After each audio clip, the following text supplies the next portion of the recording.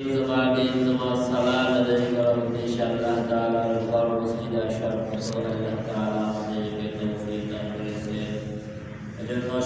মহান মালিকের দরবারে অন্তঃস্থল থেকে কালিমাতুল শুকর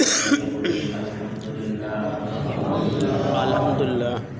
মুহতারাম হাজিরিন, গত জুমার আগের জুমায় আলোচনা চলতেছিল নবী আলাইহিস সালাতু ওয়াস সালামের একটা প্রসিদ্ধ হাদিস নিয়ে। আল্লাহ হাকিম বলেন, ৫টা নিয়ামত তোমাদের কাছ থেকে ছিনিয়ে নেওয়ার পূর্বে তোমরা ৫টা নিয়ামতের কদর করো। তার ভিতরে ১ নম্বর আলোচনা গিয়েছিল শাবাবাকা ক্বাবলা হারমিক, তোমরা তোমাদের যৌবনকালের কদর করো বার্ধক্য আসার পূর্বে। এই হাদিসের ২ নম্বর অংশ আল্লাহ হাবিব বলেন, ওয়াসিহাতাকা ক্বাবলা সাকামিক, নবী আলাইহিস সালাতু ওয়াস সালাম বলেন, তোমরা তোমাদের জীবনের সুস্থতাকে কদর করো অসুস্থ হয়ে যাওয়ার পূর্বে। আজকে ইনশাআল্লাহ এই বিষয়টা নিয়ে ধারাবাহিক গুরুত্বপূর্ণ আলোচনা করা হবে ইনশাআল্লাহ। মুহতারাম হাজিরিন, সুস্থতা যেমন আল্লাহ তাআলার নিয়ামত, ঠিক তদ্রূপ অসুস্থতাও আল্লাহ তাআলার একটা নিয়ামত। একজন মুমিন এই কথা বিশ্বাস করবে, সুস্থতা যেমন আল্লাহ তাআলার পক্ষ থেকে, ঠিক তদ্রূপ অসুস্থতাও আল্লাহ তাআলার পক্ষ থেকে। সুস্থতা যেমন নিয়ামত, অসুস্থতাও তেমন নিয়ামত। এজন্য মুহতারাম হাজিরিন, এটা মানুষের ঈমানের একটা অংশ। কারণ ঈমানের যে বুনিয়াদগুলো আছে তার ভিতরে একটা হলো ওয়াল কদরি খাইরিহি ওয়া শাররিহি মিনাল্লাহি তাআলা। ভালো মন্দ যা কিছু হয় আল্লাহ তাআলার পক্ষ থেকে হয়। ওয়াল কদরি খাইরিহি ওয়া শাররিহি মিনাল্লাহি তাআলা। তাহলে ভালো মন্দ সব কিছু ফয়সালা কার পক্ষ থেকে হয়? আল্লাহর কাছে, আল্লাহ তাআলার পক্ষ থেকে হয়। আল্লাহ তাআলা কোরআনে হাকিমে অন্য আয়াতে বলেন, মা আসাবা মিন মুসিবাতিন ইল্লা বিইذনিল্লাহ। আল্লাহ তাআলা বলেন, আল্লাহ তাআলার হুকুম ব্যতীত মানুষের কোনো মুসিবত, কোনো কষ্ট, এই সব কিছু আল্লাহ তাআলার পক্ষ থেকে হয়। আল্লাহ তাআলার হুকুম ব্যতীত কোনো কিছুই হয় না। মুহতারাম হাজিরিন, তাহলে আমাদের যে অসুস্থতা, এটা আল্লাহ তাআলার পক্ষ থেকে। পৃথিবীতে এমন কোনো মানুষ নাই যে মানুষ জন্মের পর থেকে নিয়ে মৃত্যু পর্যন্ত সারা জীবন সুস্থ ছিল, অসুস্থ কোনো সময় হয় নাই। এমন কোনো মানুষ পৃথিবীতে যায় নাই, কিয়ামত পর্যন্ত এমন কোনো মানুষ আসবেও না। পৃথিবীতে এমন কোনো মানুষ নাই যে মানুষ জন্মের পর থেকে অসুস্থ ছিল, মৃত্যু পর্যন্ত একেবারে অসুস্থ ছিল, কোনোদিন সুস্থ ছিল না। এমন কোনো মানুষ পৃথিবীতে নাই। তাহলে মানুষের ভিতরে অসুস্থ হবে, সুস্থতা অসুস্থতা এই দুইটা মিলাই মানুষের হায়াত। আল্লাহ তাআলা অসুস্থর মাধ্যমে দুনিয়ার মানুষকে আল্লাহ তাআলা পরীক্ষা করে। কোনো সময় তো এমন হয় যে সুস্থতার নিয়ামতের চেয়ে অসুস্থতার নিয়ামতটাই বেশি। মুহতারাম হাজিরিন, এজন্য নবী আলাইহিস সালাতু ওয়াস সালাম বলেন, তোমরা তোমাদের সুস্থতার নিয়ামতটাকে কদর করো অসুস্থতা আসার পূর্বে। কেন? যখন তোমরা সুস্থ আছো তখন তোমরা অনেক কাজ করতে পারো, অসুস্থ হয়ে গেলে যে কাজগুলো করা সম্ভব নয়। তার বাস্তব উদাহরণ হলো, আমাদের সমাজের ভিতরে এমন অনেক মানুষ আছে যারা সুস্থ থাকা অবস্থায় মসজিদে এসে ৫ ওয়াক্ত নামাজ আদায় করত। কি বলেন, আছে কিনা? যারা এখন অসুস্থ হয়ে গেছে, মসজিদে আসতে পারে না, মসজিদে এসে নামাজ পড়ার মতো সুযোগ এখন তাদের হাতে আর নাই। কেন? অসুস্থ হয়ে গেছে। আজকে জুমাবার মুসলমানদের ভিতরে অনেক মানুষ এমন আছে, সপ্তাহে ৬ দিন ৭ দিন নামাজ না পড়লেও শুক্রবারে সকালের ফজরের নামাজ না পড়লেও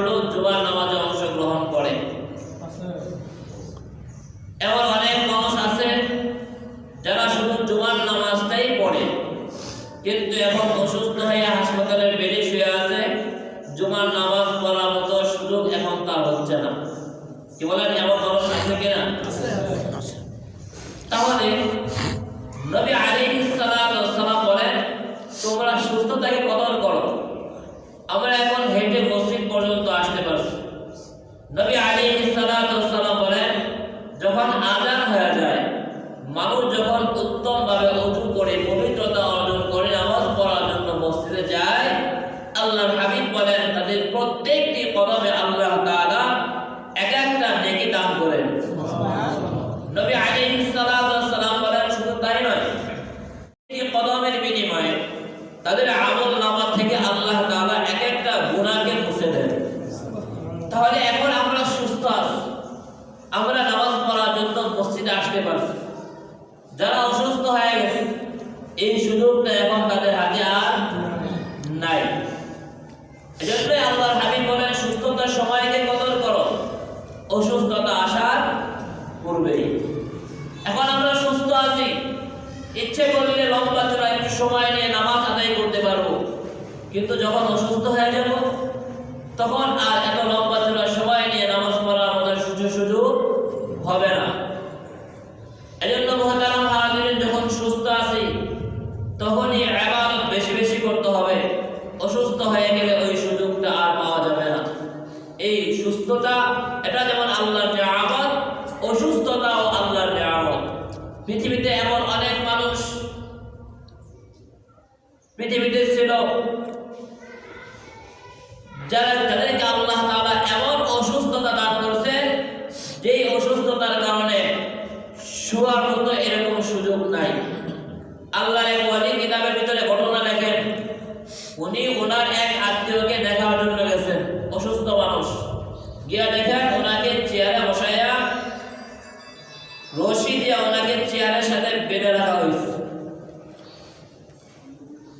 আল্লাহ ওলি যখন ওনাকে দেখার জন্য গেলেন, ওই অসুস্থ ব্যক্তিটা ওনাকে দেখে কান্না শুরু করে দিয়েছেন।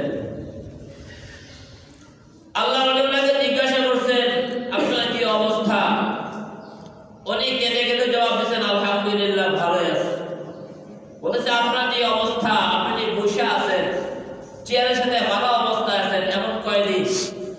জবাবে উনি বলেন, আমি দীর্ঘ কয়েক বছর যাবৎ এই চেয়ারে বাঁধা অবস্থায় আমার খাওয়া দাওয়া চলে, এই অবস্থায় আমার ঘুম, আমি শুয়ে ঘুমাইতে পারি না। কেন? বলে, আমার খাদ্য নালীটা ফেটে গেছে, যার কারণে আমি যদি মাথা নিচের দিকে করি তাহলে আমার ভিতর থেকে সমস্ত খাদ্যগুলো আমার নাক মুখ দিয়ে বের হতে থাকে, যার কারণে ডাক্তার আমাকে বলে দিয়েছে আমি কখন শুইতেও পারবো না, আমি আমার মাথাকে কখন নিচু করতে পারবো না, যার কারণে আমি দীর্ঘ সময় ধরে চেয়ারে বসা অবস্থায় আমার নামাজ, চেয়ারে বসা অবস্থায় আমার ঘুম, আমি কখনো নিচে শুইতে পারি না। আল্লাহর কিতাবের ভিতরে লেখেন, ওই অসুস্থ ব্যক্তিটা ওনাকে দেখে জোর জোর করে চোখের পানি ছেড়ে দিলেন।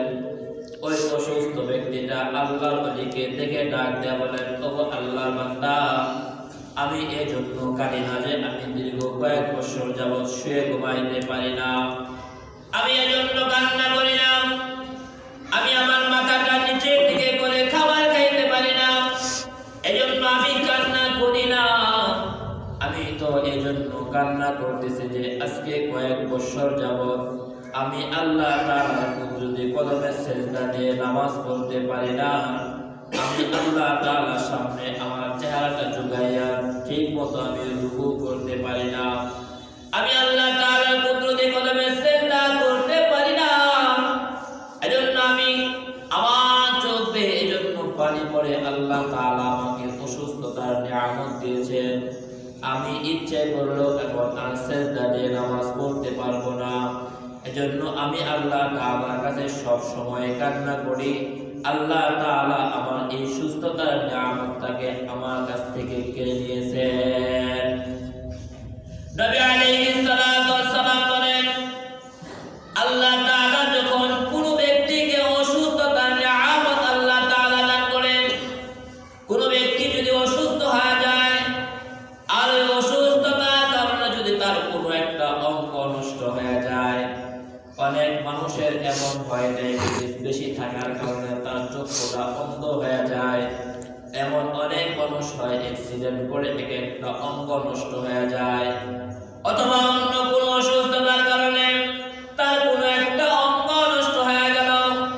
আল্লাহর হাবিব বলেন, আল্লাহ তাআলা অসুস্থতার কারণে কোনো মানুষের যদি কোনো অঙ্গকে আল্লাহ তাআলা হানি করে ফেলেন, এই কারণে আল্লাহ তাআলা কিয়ামতের ময়দানে ওই ব্যক্তিকে আল্লাহ তাআলা বিনিময় স্বরূপ আল্লাহ তাআলা জান্নাত দান করবে। সুবহানাল্লাহ। সুবহানাল্লাহ। এজন্য কারো যদি অসুস্থ হয়, কেউ যদি অসুস্থ হয়ে যায়, না শুকরি করা যাবে না। এটাও আল্লাহ তাআলার পক্ষ থেকে সবর করতে হবে, ধৈর্য ধারণ করতে হবে। আল্লাহ তাআলার পক্ষ থেকে এই অসুস্থতা আমাকে নিয়ামত স্বরূপ প্রদান করা হয়েছে।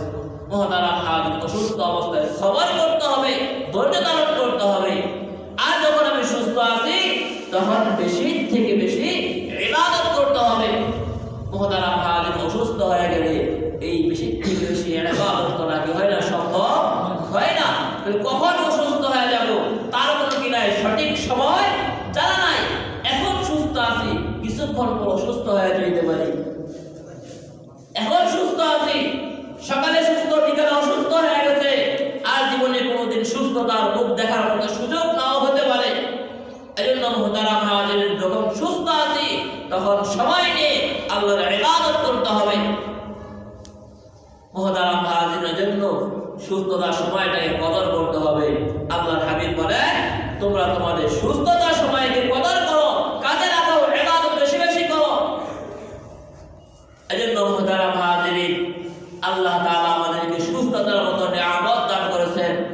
ঈমানের নিয়ামতের পরে আল্লাহ তাআলা যে আমাদেরকে ঈমানের নিয়ামত দান করেছেন, মুসলমান বানাইছেন, এই ঈমানের পরে একজন মানুষের জন্য সবচেয়ে বড় নিয়ামত হলো সুস্থতার নিয়ামত। কারণ একজন মানুষ যদি কোটি কোটি টাকার মালিক হয়, কোটি কোটি টাকার সম্পদ তার আছে, কিন্তু সে অসুস্থ, খাবার খাইতে পারে না, নল দিয়ে তাকে খাবার খাওয়াইতে হয়, সে বিছানা থেকে সোজা হয়ে দাঁড়াইতে পারে না, তাহলে বলে যে এই তার কোটি কোটি টাকা তার সুখ বয়ে আনতে পারবে? কি বলেন? এই কোটি কোটি টাকা তার কোন কাজে আসলো? মুহতারাম হাজিরের জন্য এই আল্লাহ তাআলা যে আমাদেরকে ঈমানের নিয়ামত দান করেছেন, ঈমানের নিয়ামতের পরে একজন মানুষের জন্য সবচেয়ে বড় নিয়ামত হলো সুস্থতার নিয়ামত। একজন রিকশাওয়ালা সারাদিন রিকশা চালায়, কিন্তু সে যদি সুস্থ থাকে তাহলে এটা আল্লাহ তাআলা পক্ষ থেকে একটা বড় নিয়ামত। এই কোটি কোটি টাকার মালিক তার চেয়ে দুনিয়াতে সে বেশি কি আছে? সুখে আছে। মুহতারাম হাজিরের জন্য সম্পদ সব সময় মানুষের সুখ বয়ে আনতে পারে না। এজন্য মুহতারাম হাজিরিন, আল্লাহ তাআলা আমাদেরকে সুস্থতার নিয়ামত দান করেছেন, এই নিয়ামতের কদর করতে হবে। অসুস্থতা আসার পূর্বেই অনেক মানুষ অসুস্থ হয়ে গেলে, এখন অসুস্থ হয়ে যাওয়ার পরে বেশি বেশি ইবাদত করতে চায়, কিন্তু অসুস্থ হয়ে গেলে কি আপনার লম্বা চূড়া ইবাদত করা সম্ভব? কি বলেন, সম্ভব? এটা কোনোদিন সম্ভব নয়। এজন্য মুহতারাম হাজিরিন, একজন মুমিন সব সময় সর্ব অবস্থায় সে যখন সুস্থ থাকবে তখন যেমন আল্লাহর প্রশংসা করবে, অসুস্থ হয়ে গেলে তখন আল্লাহ তাআলার প্রশংসা করবে। আল্লাহ তাআলা যে যত আল্লাহ তাআলার কাছে প্রিয়, আল্লাহ তাআলা তাকে কত বড় পরীক্ষা করেন। নবী আলাইহিস সালাতু ওয়াস সালামের একসময় আল্লাহ নবী অসুস্থ হয়ে যাওয়ার পরে শরীরে এমন জ্বর আসছে, জ্বরের কারণে আল্লাহ নবীর মাথার বরাবর উপরে একটা মাটির কলসি ঝুলাইয়া নিচে দিয়ে ফুটা করে দিছে। ওখান থেকে আস্তে আস্তে ঠান্ডা পানি আল্লাহ নবীর মাথার উপরে পড়ে। তো নবী আলাইহিস সালাতু ওয়াস সালামকে দেখার জন্য একজন আসছেন, এসে দেখেন আল্লাহ নবী অসুস্থ। নবী আলাইহিস সালাতু ওয়াস সালাম অসুস্থ, ওই ব্যক্তি আশ্চর্য হয়ে গেল, আপনি অসুস্থ? আল্লাহ নবী বলেন, যে যত আল্লাহ তাআলার কাছে যে যত বেশি প্রিয়, আল্লাহ তাআলা দুনিয়াতে তাকে তত বেশি পরীক্ষা করেন। মুহতারাম হাজিরিন, পৃথিবীতে আল্লাহ তাআলা যত মানুষ পাঠাইছেন কিয়ামত পর্যন্ত যত মানুষ আসবে, সমস্ত মানুষের ভিতরে আপনার আমার নবী ছিল আল্লাহ তাআলার কাছে সর্বশ্রেষ্ঠ সর্বকনিষ্ঠ সর্বশ্রেষ্ঠ যুগের সর্বশ্রেষ্ঠ মহামানব মুহতারাম হাজিরিন নবী আলাইহিস সালাতু ওয়াস সালাম বলেন, আল্লাহ তাআলা আমাকে এত পরীক্ষা করেছেন আর এত কষ্ট আল্লাহ তাআলা আমাকে দিয়েছেন যা পৃথিবীর অন্য কোনো মানুষকে আল্লাহ তাআলা দেন নাই। মুহতারাম হাজিরিন, এত পরীক্ষা আল্লাহ তাআলা আপনার আমার নবীকে করছেন। এজন্য মুহতারাম হাজিরিন, নবীরা অসুস্থ হয়েছেন, আল্লাহ তাআলা তাদেরকে অসুস্থতা দিয়ে পরীক্ষা করছেন। এজন্য মুহতারাম হাজিরিন, অসুস্থ হয়ে গেলে সবর করতে হবে, ধৈর্য ধারণ করতে হবে। যদি সবর করতে পারি, ধৈর্য ধারণ করতে পারি, আল্লাহ তাআলা এই অসুস্থতার মাধ্যমে আমাদের জিন্দেগির সমস্ত গুনাহগুলোকে আল্লাহ তাআলা ক্ষমা করে দিবেন। মুহতারাম হাজিরিন, কিতাবের ভিতরে ঘটনা লেখেন, একই যুগের সমসাময়িক দুইজন ব্যক্তি মৃত্যুর সময় ঘনায় আসছে, মৃত্যুর সময় একেবারে নিকটে চলে আসছে। একজন ব্যক্তি আল্লাহওয়ালা দিনদার মানুষ, আরেকজন ব্যক্তি হলো কাফের বদ্দিন। দুইজন ব্যক্তির মৃত্যুর সময় যখন ঘনায় আসলো, ওই কাফের ব্যক্তিটা মৃত্যুর সময়, মৃত্যুর কিছুক্ষণ পূর্বে সে তার সন্তানদেরকে ডেকে বলে, এই মুহূর্তে আমার বড় একটা মাছ খাইতে মনে চাইছে, তোমরা আমার জন্য মাছের ব্যবস্থা করো। আজ আল্লাহওয়ালা ব্যক্তি, ওই আল্লাহওয়ালা ব্যক্তিটা তার সন্তানদেরকে ডাইকা তার সন্তানদেরকে বলতেছেন যে আমার মৃত্যুর সময় নিকটে ঘনায় আসছে, এই মুহূর্তে আমার জাইতুন তেল দিয়ে রুটি খাইতে মনে চাইছে, আমার জন্য জাইতুন তেল আর রুটির ব্যবস্থা করো। মুহতারাম হাজিরিন, ওই আল্লাহওয়ালার ঘরে যে সুকেস আছে, এই সুকেসের ভিতরে ওই সময় জাইতুন তেলের ব্যবস্থা ছিল, তেলের বোতলটা ওই সুটকেসের ভিতরে ছিল। তো আল্লাহ তাআলা ওই দুইজন ব্যক্তি সমসাময়িক মৃত্যুর সময় ঘনায় আসছে, আল্লাহ তাআলা আসমান থেকে দুইজন ফেরেশতা পাঠাইছেন, যাও আমার ওই দিনদার ব্যক্তিটা নেককার মুত্তাকি আমার মাহবুব তার মৃত্যুর সময় ঘনায় আসছে, সে জাইতুন তেল দিয়ে রুটি খাইতে চাইছে, তেল তো তার ঘরে আছে, যাও তোমার কাজ হইলো তার ঘরে গিয়ে ওই তেলের বোতলটা ভাইঙ্গা দিবা, যেন তার মৃত্যুর আগে আগে আর তেলের ব্যবস্থা করতে না পারে। আমার ওই মুহাম্মদের বান্দা, আমার প্রিয় বান্দার যেন মৃত্যুর আগে এই জাইতুন তার জীবনের শেষ ইচ্ছাটা যেন পুরা না হয়। ফেরেশতা আসছেন, আয়েশা তার ঘরে থাকা ওই জাইতুন তেলের বোতলটা ভেঙে দিচ্ছে। ওই আল্লাহর বান্দার মৃত্যু হয়ে গেছে, আর জাইতুন তেল দিয়ে রুটি খাওয়ার মতো আর কি হয় নাই, সুযোগ হয় নাই। ওই দিক দিয়ে কাফের তার সন্তানদেরকে ডেকে মাছ খাওয়ার জন্য বলছেন। এখন তো রাস্তার মোড়ে মোড়ে বাজার, বড় বড় মাছ সকালবেলা রাস্তার মোড়ে গেলেই পাওয়া যায়। আগে কি এরকম ব্যবস্থা ছিল? কি বলে, আজ থেকে 20-30 বছর আগে কি এরকম ব্যবস্থা ছিল? সাপ্তাহিক হাট ছিল, ইচ্ছে করলেও যখন তখন বড় মাছের ব্যবস্থা করার সুযোগ ছিল না। তো এই কাফের যখন তার সন্তানদেরকে ডেকে বড় মাছ খাইতে চাইছেন, তার সন্তানেরা বাপের মনের আশা পুরা করার জন্য বাড়ির পাশ দিয়ে যে খালটা বয়ে গেছে, ওই খালে গিয়া জাল নিয়ে গেছে ওই খালে মাছ ধরার জন্য। এখন বলেন তো, খালে কি বড় মাছ পাওয়া যায়?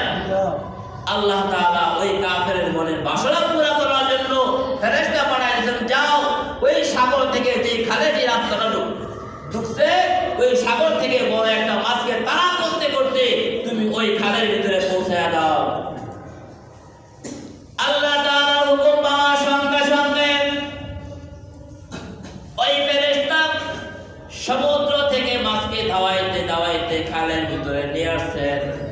এই কাফেরের সন্তানেরা যখন খালের ভিতরে গিয়ে জাল মারছে, ওই জালের ভিতরে সমুদ্রের বড় মাছটা উঠে আসছে। সন্তানেরা এই মাছটা বাড়িতে নিয়ে কাইটা তার পিতার সর্বশেষ আশাটা তারা পুরা করলো। দুইজন ফেরেশতা আল্লাহর নিকট গেল, ডাকতে বলেন, ওগো মালিক, আপনার মুহাব্বতের বান্দা জিন্দেগিতে কোনোদিন অন্যায় করে নাই, এমন একজন মুহাব্বতের বান্দা, সে তার জীবনটা আপনার ইবাদতের ভিতরে কাটাইছে। সে তার জীবনের সর্বশেষ ইচ্ছা ছিল জাইতুন তেল দিয়ে রুটি খাবে, তার ঘরের ভিতরে তেলের ব্যবস্থা ছিল, আপনি আমাকে হুকুম করলেন তার তেলের বোতলটা ভেঙে দিয়ে তার জীবনের শেষ ইচ্ছাটা যেন পুরা না করা হয়।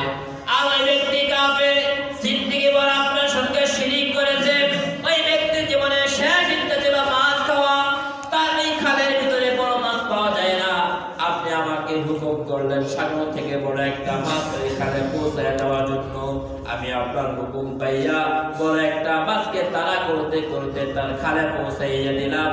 তার সন্তানেরা এই মাছটা নিয়ে তার পিতাকে খাওয়াইয়া তার পিতার জীবনের সর্বশেষ ইচ্ছাটাকে তার সন্তানেরা পুরা করে দিল। আল্লাহ এই বিষয়টা তো বুঝতে পারলাম না। দরকার ছিল আপনার মুহাম্মদের বান্দার জীবনের শেষ ইচ্ছাটা পুরা করা, কিন্তু আপনি তা না করে আপনি আপনার সঙ্গে যারা সারা জীবন শিরিক করেছে তাদের মনের আশাটা আপনি পুরা করে দিলেন। আল্লাহ এমনটি কেন করলেন? জবাবে আল্লাহ তাআলা বলেন, ও আমার ফেরেশতারা তাহলে শোনো, আমার যে মুমিন বান্দা জীবনের সর্বশেষ ইচ্ছে ছিল যে তেল দিয়ে রুটি খাবে, তার ঘরের ভিতরে তেলের ব্যবস্থা ছিল, সেই ইচ্ছে করলে ওখান থেকে খাইতে পারতো। আমি তোমার মাধ্যমে তার তেলটাকে নষ্ট করে দিলাম, তার জীবনের শেষ ইচ্ছাটা আমি আল্লাহ পুরা করাই নাই। এই কারণে আমার এই নেককার বান্দা তার জীবনে একটা গুনাহ করেছিল, আমি তো কিয়ামতের ময়দানে আমি আমার এই বান্দাটাকে মুহাব্বত করি, কিয়ামতের ময়দানে আমি আমার এই বান্দাটাকে আমার জান্নাত দান করব, কিন্তু তার আমল আমার ভিতরে এখন গুনাহ রয়ে গেছে। এজন্য আমি আল্লাহ তাআলা তার জীবনের সর্বশেষ ইচ্ছাটা পূরণ না করে আমি আল্লাহ তার জীবনের এই গুনাহটাকে আমি আল্লাহ তাআলা মুছে দিলাম। বিদায় আমি আমার বান্দার জীবনের সর্বশেষ ইচ্ছাটা পুরা করি নাই। আর যে আমার নাফরমান জিন্দেগি ভর আমার সঙ্গে শিরিক করেছে, এই বান্দাটার জীবনে একটা ভালো কাজ করেছিল, যার প্রতিদান আমি তাকে এখনো দিতে পারি নাই। কিয়ামতের ময়দানে সে যেন আমার কাছে প্রতিদান চাইতে না পারে, এজন্য আমি আল্লাহ তাআলা তার জীবনের সর্বশেষ ইচ্ছাটা পুরা করে আমি তার এই ভালো কাজের প্রতিদানটা দুনিয়াতে দিয়ে দিলাম। কিয়ামতের ময়দানে যেহেতু আমি আমার এই নাফরমান বান্দাকে জাহান্নামের ভিতরে নিক্ষেপ করে দেব। এজন্য মুহতারাম হাজিরিন, কোন সময় আল্লাহ তাআলা পরের ইচ্ছা পুরা না করে কষ্ট দিয়ে আল্লাহ তাআলা আমাদের গুনাহকে আল্লাহ তাআলা মুছে দেন। এজন্য মুহতারাম হাজিরিন, এই সমস্ত কষ্টগুলো, বিপদ আপদগুলো, এই বিপদ আপদের মাধ্যমে আল্লাহ তাআলা আমাদের জীবনের গুনাহকে কি করেন? ক্ষমা করেন। মুহতারাম হাজিরিন, আল্লাহ তাআলা সময়ে সময়ে আমাদেরকে অসুস্থতা দান করেন, অসুস্থ করে আল্লাহ তাআলা বিছানায় শোয়া রাখেন, এটাও আল্লাহ তাআলার পক্ষ থেকে নিয়ামত। অসুস্থতা কেন হয়? নবী আলাইহিস সালাতু ওয়াস সালাম বলেন, মানুষ যখন গুনাহ করে আল্লাহ তাআলা রাত্রে বেলায় দুনিয়ার আসমানে এসে মানুষদেরকে ডাকতে থাকে, কে আসো গুনাহগার, আমার কাছে তোমরা তওবা করো, আমি আল্লাহ তোমাদের জীবনের সমস্ত গুনাহকে ক্ষমা করে দেব। আল্লাহ তাআলা এমন ভাবে বান্দাকে ডাকতে থাকেন, বান্দা যখন তওবা না করে, যখন সে গুনাহ করতেই থাকে, গুনাহ করতেই থাকে, গুনাহ করতে করতে যখন আমলনামা একেবারে কালো হয়ে গেছে, তার অন্তরটা যখন ময়লা হয়ে গেছে, আল্লাহ তাআলা তখন ওই ব্যক্তিকে তওবা না করার কারণে তার গুনাহ আল্লাহ তাআলা ক্ষমা করতে চায়। আল্লাহর হাবিব বলেন, এজন্য আল্লাহ তাআলা তাকে অসুস্থতা আল্লাহ তাআলা দান করেন। নবী আলাইহিস সালাতু ওয়াস সালাম বলেন, সে গুনাহ করছে কিন্তু সে তওবা করে নাই, আর আল্লাহ তাআলা চান তার গুনাহ যেন ক্ষমা হয়ে যায়। এজন্য আল্লাহ তাআলা ওই ব্যক্তিকে অসুস্থতা দান করেন। যখন সে অসুস্থ হয়ে যায়, আল্লাহর হাবিব বলেন, এই অসুস্থতার কারণে আল্লাহ তাআলা তার জিন্দেগীর গুনাহ, তার আমলনামা থেকে গুনাহগুলোকে আল্লাহ তাআলা মাফ করে দেন। সুবহানাল্লাহ। তাহলে বোঝা গেছে অসুস্থতার মাধ্যমে গুনাহ কি হয়? মাফ হয়। অসুস্থতার মাধ্যমে গুনাহ মাফ হয়। তো আল্লাহ যে আমাকে অসুস্থ দিয়েছেন, এটা আল্লাহর পক্ষ থেকে আমার জন্য নিয়ামত, আমার জন্য রহমত। মুহতারাম হাজিরিন, অসুস্থতার পরে যদি আমরা সবর করতে পারি, ধৈর্য ধারণ করতে পারি, তাহলে আমাদের আমলনামা থেকে গুনাহগুলো মাফ হবে। সবর করতে পারলে, অনেক মানুষ অসুস্থ হয়ে গেলে এই কথা বলে যে আল্লাহ কি দুনিয়াতে আর কোনো লোক পায় না, বুঝে গেলে আমারই দেখে, তাহলে অসুস্থতা খালি আমাকেই দেয়। বলেন, এটা এমন কথা অনেক মানুষ বলে কি বলে না? অনেক মানুষ অনেক সময় এমন কথা বলে। মুহতারাম হাজিরিন, সবর করতে হবে, এটা আল্লাহ তাআলার পক্ষ থেকে আল্লাহ তাআলা আমাকে দান করেছেন। বিনিময়ে আল্লাহ আমার জীবনের গুনাহ মাফ করবে। আমি তো জীবনে অসংখ্য গুনাহ করছি, রাত্রেও গুনাহ করছি, দিনেও গুনাহ করছি, প্রকাশ্যেও গুনাহ করছি, গোপনেও গুনাহ করছি, ছোট করেছি, বড় করেছি, অসংখ্য গুনাহ করেছি। গুনাহ করা আমলনামা কালো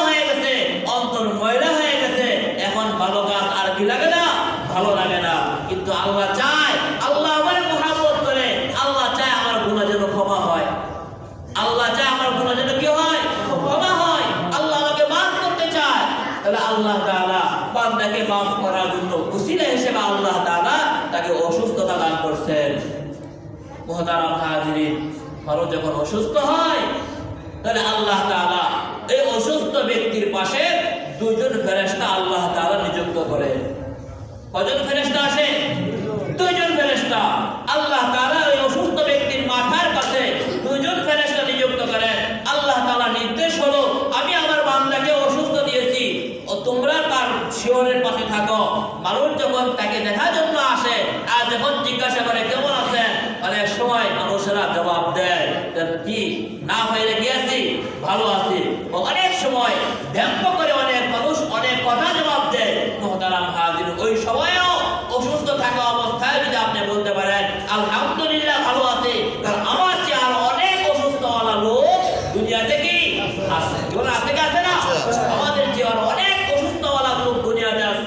মুহতারাম হাজির, ওই সময় যদি বলতে পারি আলহামদুলিল্লাহ কি আছি, ভালো আছি, আল্লাহর পক্ষ থেকে পাঠানো দুইজন ফেরেশতা তার মাথার কাছে যুক্ত বসা থাকে।